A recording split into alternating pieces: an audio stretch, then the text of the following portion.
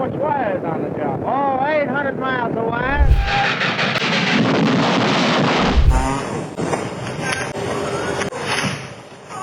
In the 1970s, jobs came with high risks and even higher stakes.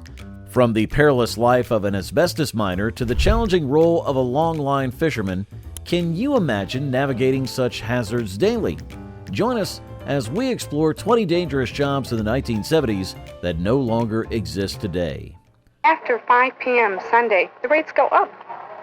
And you know, a lot of people wait until Sunday night to make the long-distance call, and it's more expensive.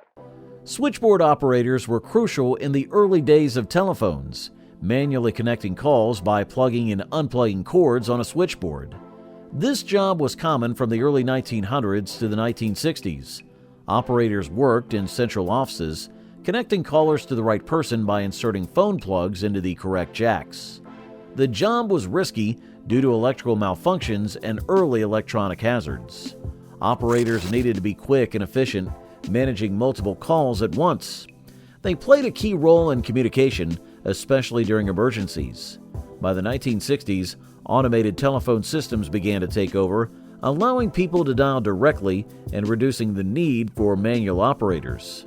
By the 1980s, computerized systems largely replaced switchboard operators, offering faster and more reliable service.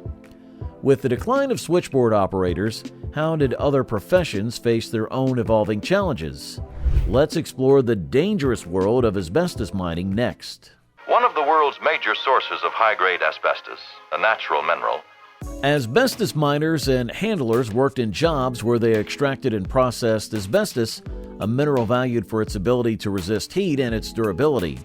This profession was especially common in the 1960s and 70s, when asbestos was widely used in building, insulation, and various industrial processes. Workers were exposed to asbestos fibers, which, when inhaled, could lead to serious health problems like lung cancer, asbestosis, and mesothelioma. Over time, the dangers of asbestos exposure became clearer. By the late 1970s, scientific research had established a strong connection between asbestos and these severe diseases. This growing awareness led to increased pressure on governments to regulate asbestos use. As a result, strict rules were introduced in the 1980s, which significantly reduced asbestos mining and handling. By the early 2000s, many countries had banned or heavily restricted asbestos in most industries to protect workers' health and prevent further illnesses. One of the workers here wants to ride the elevator. Going up, please. Up. Going down. Elevator operators were in charge of manually running elevators, making sure you reach the correct floor safely. This job was common from the early 1900s to the 1970s, especially in tall buildings and large stores. Operators controlled the elevator speed and stopped it accurately at each floor using a lever or buttons. They also acted as guides, announcing floors and giving information about the building. This job came with significant safety risks, as operators had to carefully manage the elevator's movement to prevent accidents. With the introduction of automated elevators in the 1970s, the need for manual operators started to decline. Automation made elevators safer and more efficient, allowing people to use them without help. By the 1980s, most new buildings had automated elevators, and the role of elevator operator largely disappeared.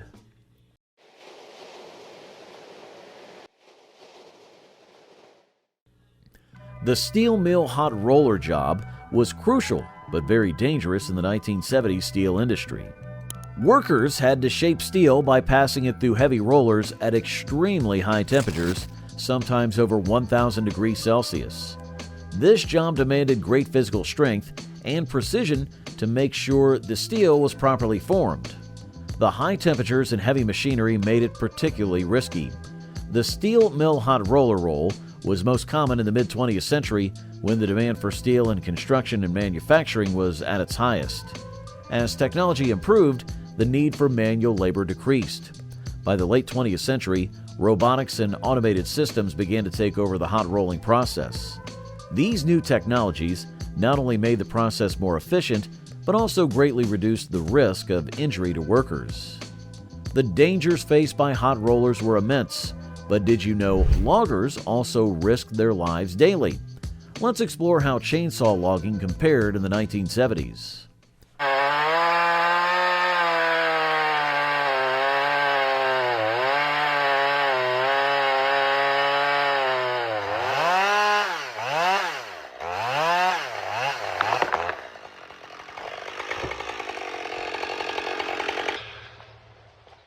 Logging with chainsaws was extremely risky in the 1970s. Loggers had to use manual chainsaws to cut down trees, which demanded a lot of physical strength and accuracy. These chainsaws were heavy and hard to control, and the lack of modern safety gear made the job even more dangerous. Loggers faced risks like falling trees, chainsaw kickbacks, and serious injuries from the sharp, fast-moving chains. The job was at its peak in the mid-20th century when there was high demand for timber for construction and paper industries. As technology improved, the dangers of using manual chainsaws became clearer. By the late 20th century, automated machines began to take over the task of felling trees. These machines could cut down trees more efficiently and safely, reducing the need for humans to handle such dangerous work. Today, automated logging equipment manages most of the tree cutting and lumber processing, making the work safer and more efficient. And with me is Yardmaster C.K. Flanders, who has requested that his fellow worker, switchman Brian Stevenson here, appear on the show. Brian, he kind of put you on the spot, didn't he? Say that again, Red. The job of a railroad switchman was crucial but dangerous in the 1970s.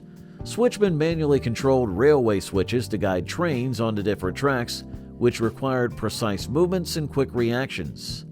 They worked close to moving trains, making the job risky with a high chance of accidents and injuries. Additionally, switchmen had to couple and uncouple railing cars using hand tools, which added to the physical demands and hazards. This role was most common in the mid-20th century when rail transport was a main way to move goods and people. As technology advanced, the dangers of manual switching became clearer. By the late 20th century, automation and modern signaling systems began to take over manual switch operations. These technological changes not only made rail transport more efficient, but also greatly improved safety by reducing the need for human involvement.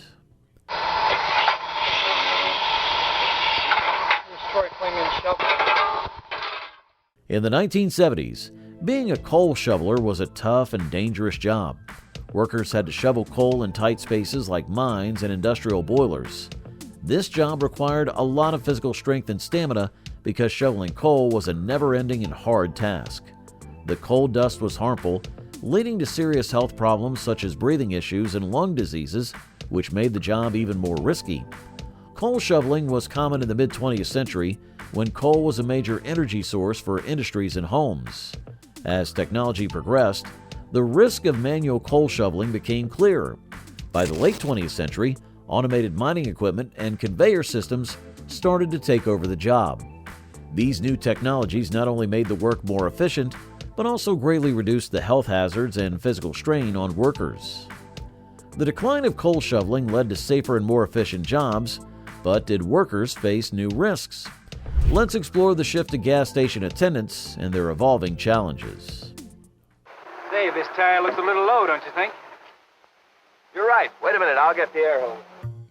In the 1970s, full-service gas stations were everywhere, and attendants were busy pumping gas, checking oil levels, cleaning windshields, and inspecting tire pressure.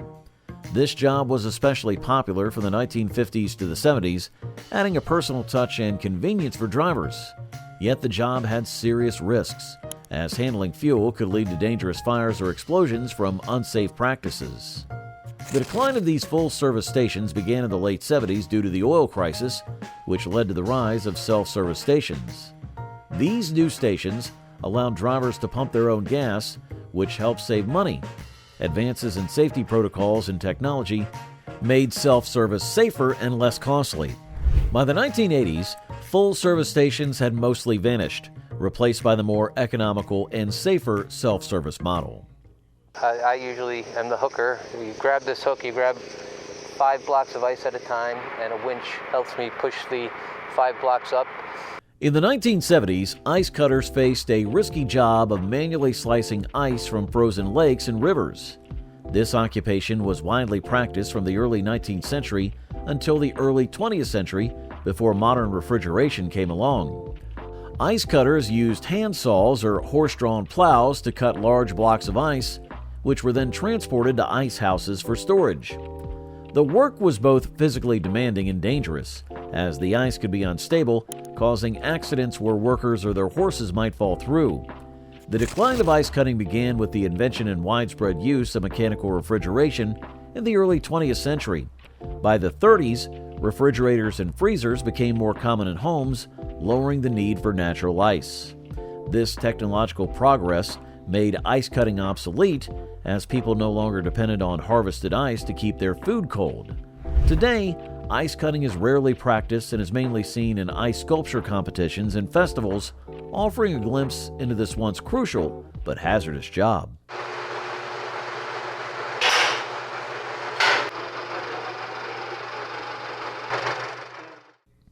Back then, film projectionists were essential in movie theaters, operating the projectors that displayed films on the big screen.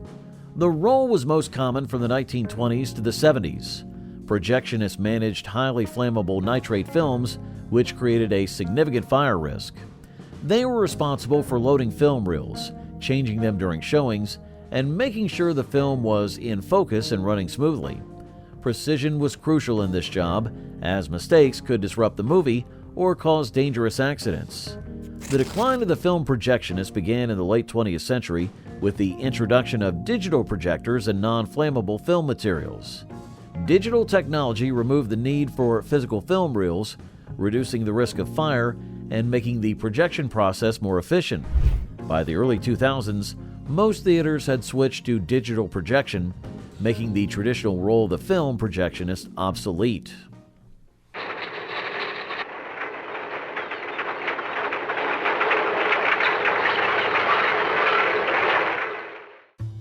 Long line fishing involved using long lines with many baited hooks to catch large fish like tuna and swordfish.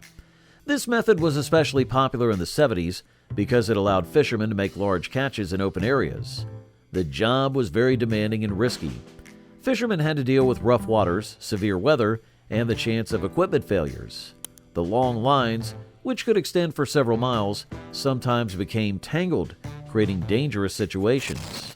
Additionally, the work required long hours and physical strength, making it one of the toughest fishing methods. In the late 20th century, long line fishing began to decline due to improvements in fishing technology. Modern trawlers made fishing safer and more efficient, reducing the need for long line fishing. Growing concerns about catching unintended species led to stricter rules and a move toward more sustainable fishing practices. While long-line fishing faced challenges and declined, could technology's next wave reshape another industry?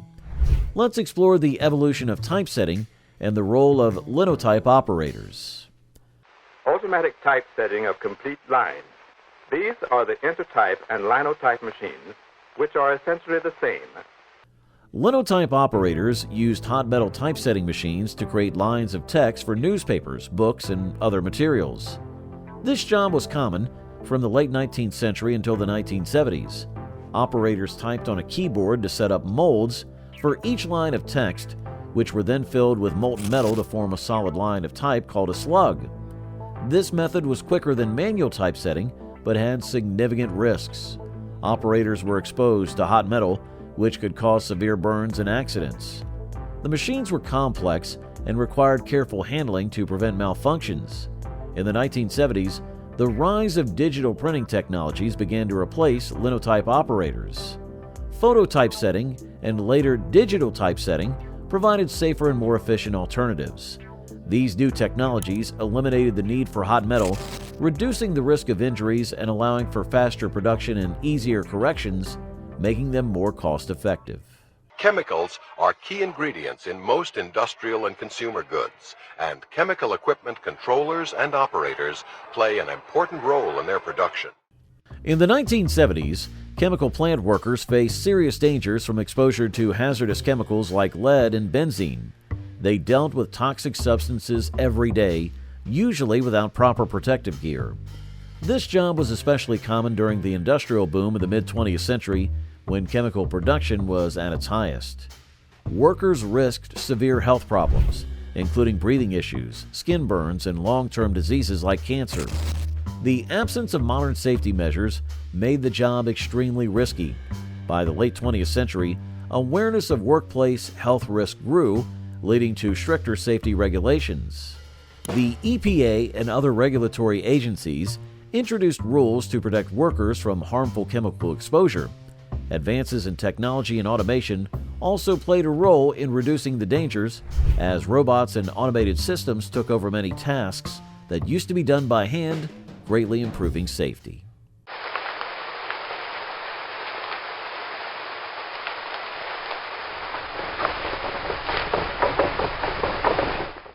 Timber rafting workers used to guide huge rafts made of logs down rivers to deliver timber to sawmills and markets. This job was most common in the 19th and early 20th centuries, particularly in areas with large river systems like the United States and Canada. Workers had to steer these rafts through dangerous waters, facing the constant risk of drowning.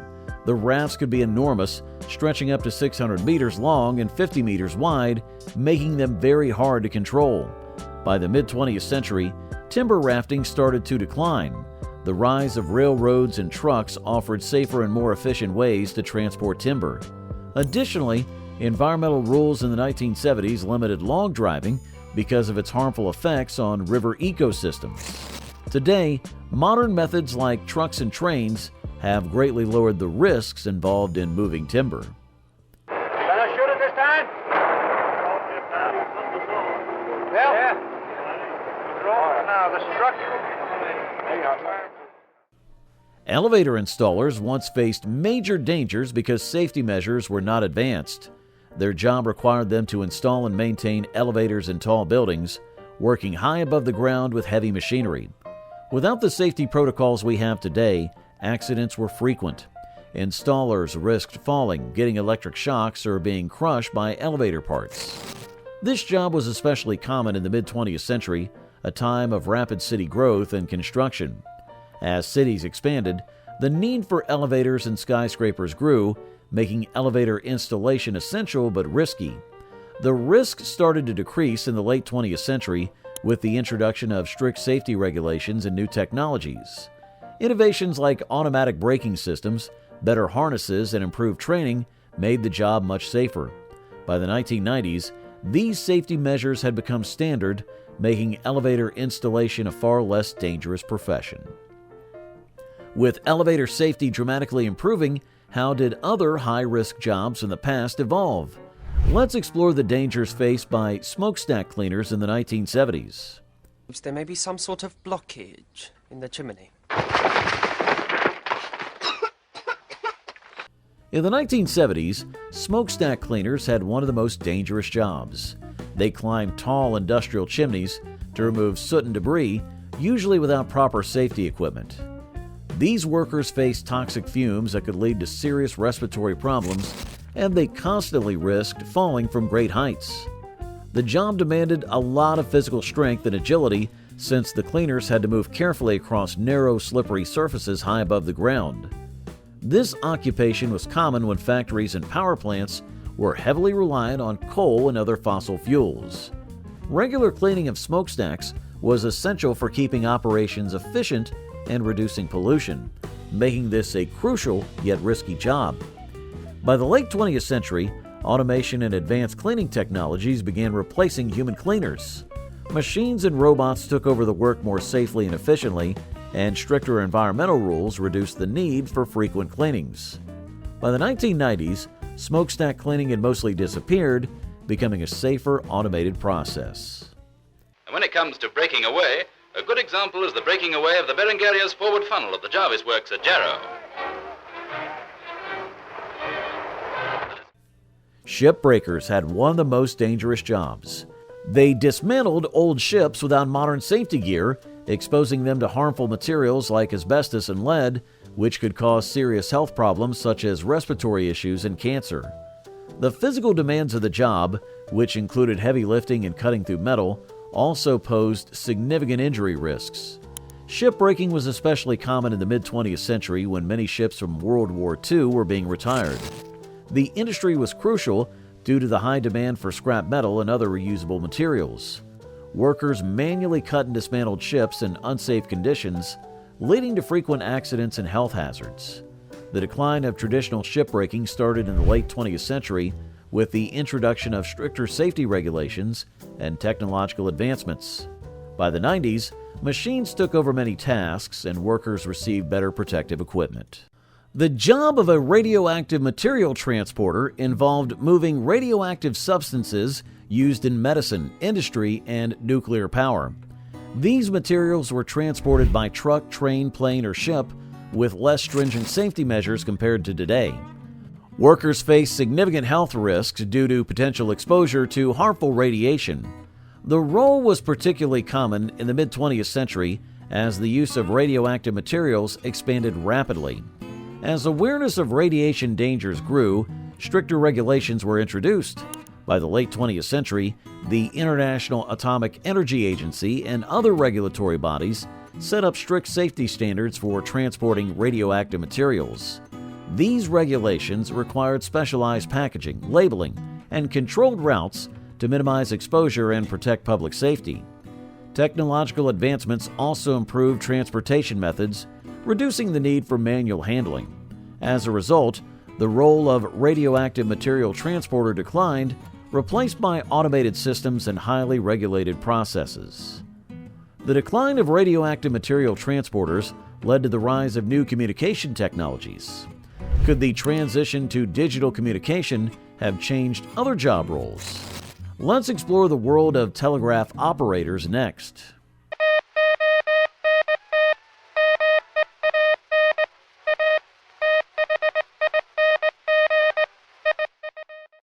In the 70s, telegraph operators were vital for communication, sending and receiving messages using Morse code. They used telegraph keys to transmit electrical signals over long distances, which were then decoded into readable messages. This job required great skill and precision, as operators needed to quickly interpret and send messages accurately. Handling high-voltage electrical equipment was risky and could lead to electrical shocks and burns. Telegraph operators were especially crucial from the mid-19th century to the early 20th century, particularly during wartime and in remote areas where other forms of communication were unavailable. As technology advanced, the role of telegraph operators began to decline. By the late 20th century, telephones, fax machines, and eventually the Internet made the process obsolete.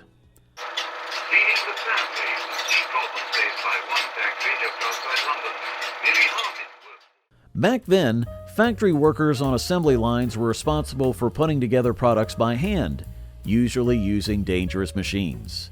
They had to handle heavy equipment, sharp tools, and risky materials without the advanced safety features we have now. This job needed a lot of physical strength and precision, but came with serious risks, such as injuries from machinery and exposure to harmful substances. This type of work was especially common in the mid-20th century when mass production was booming, particularly in the automotive and electronics industries. As technology advanced, robots and automation started to change the manufacturing process. By the late 20th century, robots began to take over many of these dangerous tasks, handling them with better precision and consistency.